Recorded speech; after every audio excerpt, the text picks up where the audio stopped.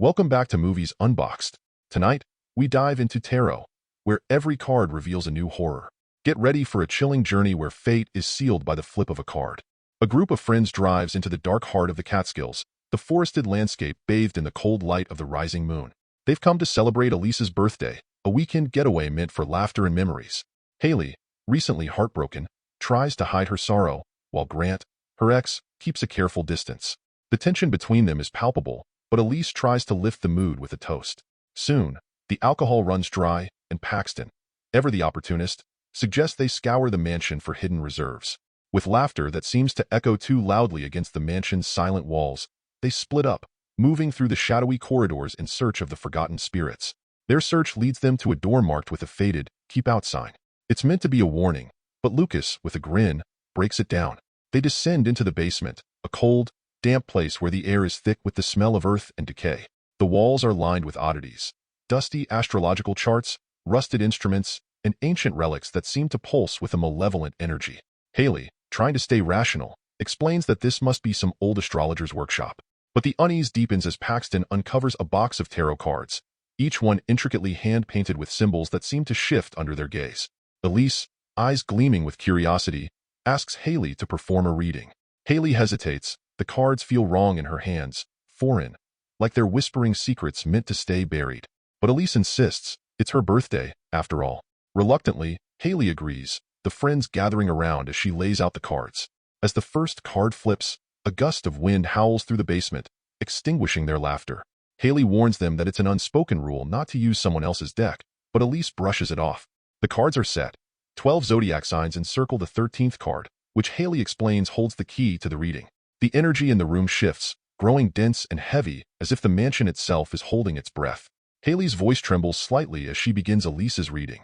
The card shows the High Priestess, reversed, a sign that Elise, a Libra, is rushing towards something she shouldn't.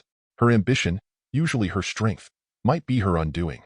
As Haley speaks, Elise's smile falters, the shadows around her deepening. Next is Madeline, the Piscean who always flees at the first sign of trouble. The reading tells her to stand her ground this month, but the air grows colder, and the friends exchange uneasy glances. Something isn't right. Paxton, feeling a chill down his spine, excuses himself to the washroom.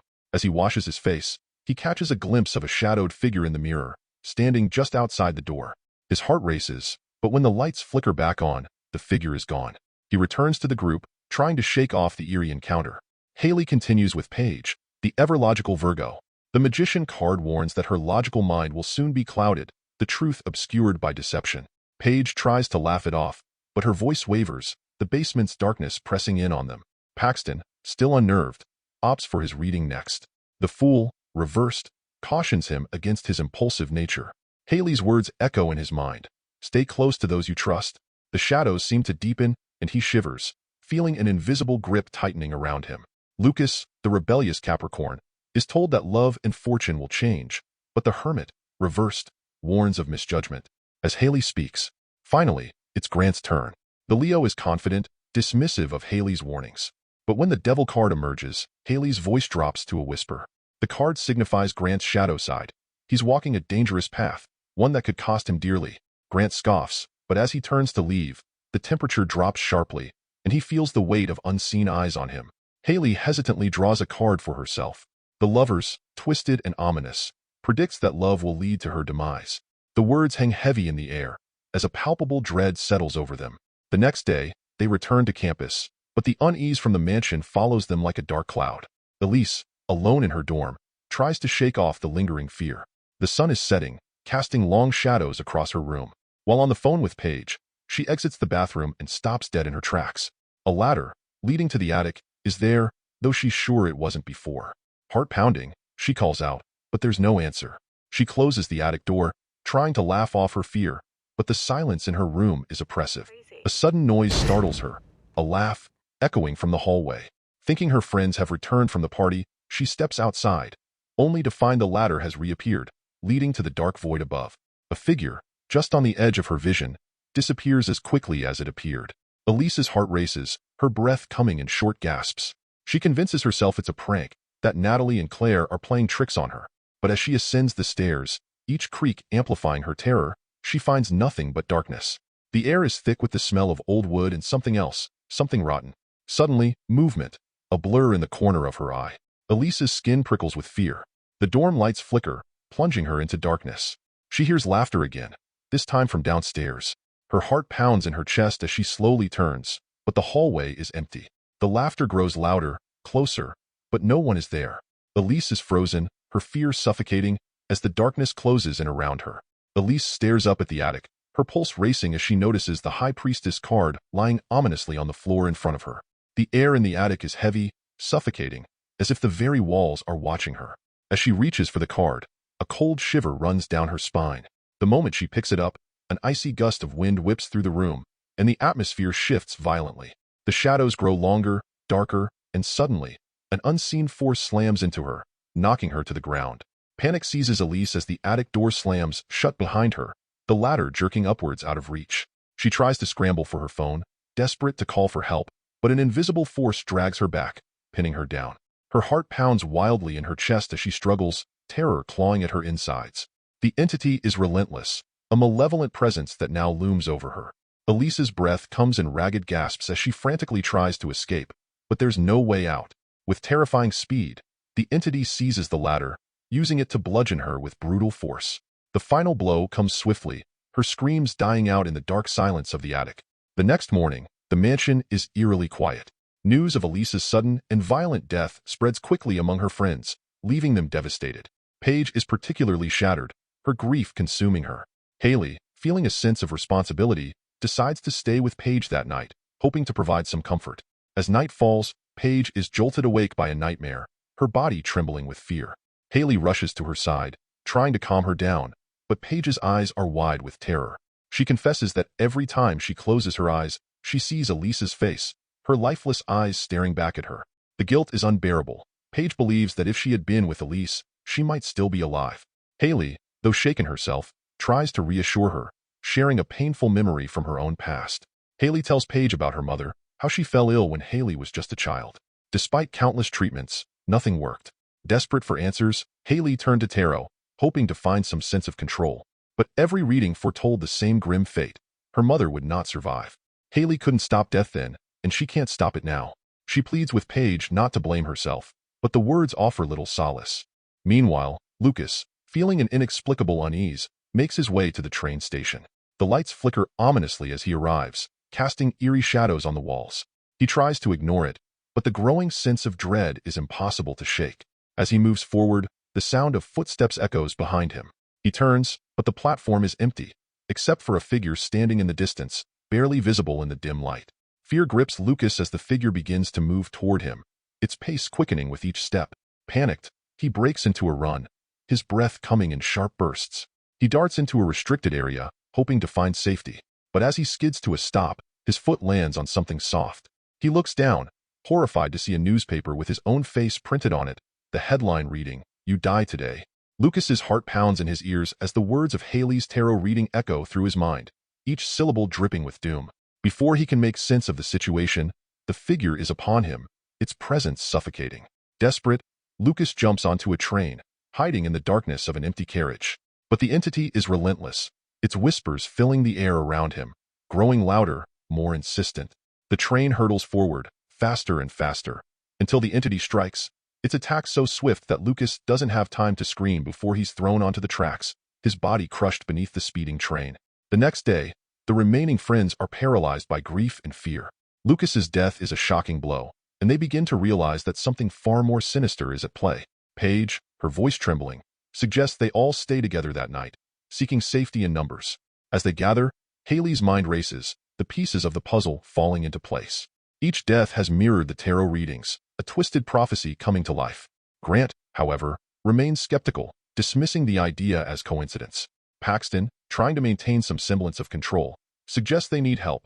Someone who understands the occult, someone who can explain what's happening. They scour the internet for answers, stumbling upon the name Alma Astron, a renowned expert on tarot and the supernatural. As they read about her, they learn of a massacre in Mexico, where an entire group was killed after a cursed reading. The parallels are too striking to ignore. They decide to seek Alma's help, hoping she can provide the answers they so desperately need. Arriving at Alma's residence, they are met with resistance. She orders them to leave, her voice stern and unyielding. But when Haley explains the deaths of their friends, her tone softens. Reluctantly, Alma invites them in. Haley recounts the horrors they've faced, her voice cracking with fear. Alma listens intently, her expression growing grimmer by the second. Alma asks to see the deck, but Haley admits that it's still at the mansion. Alma's eyes narrow as she describes the box, a wooden chest with a zodiac wheel etched into its surface. Haley confirms this, and Alma's face pales. She reveals the dark history of the cards, recounting the tale of a 19th-century Hungarian astrologer who served a powerful count. The astrologer, renowned for her accurate predictions, foresaw the death of the count's wife and child in childbirth. When the prophecy came true, the count, driven mad by grief, accused her of witchcraft and ordered the execution of her daughter. The astrologer, consumed by rage and sorrow, cursed the count and his closest allies, reading their fates with the very deck Haley found. The curse was fulfilled when the count and his men died brutal, unexplained deaths. The astrologer, binding her soul to the cards, inverted the zodiac, ensuring that anyone who used the deck would face a dark and twisted fate. Alma's voice drops to a whisper as she urges the group to destroy the cards. It's their only chance of survival, but to do so, they must return to the mansion, where the nightmare began. Determined, they pile into the car, the tension thick as they drive through the night. But fate has other plans. As they cross a bridge, the car sputters and dies, leaving them stranded in the middle of nowhere. Panic sets in as they remember Madeline's reading. Technology would fail her. The prophecy is coming true. Madeline's fear turns to hysteria as she spots something horrifying. A hanged man, scrawled in blood on the car window. She bolts from the car, her screams echoing into the night as the others sense the entity closing in, its presence circling them like a predator stalking its prey.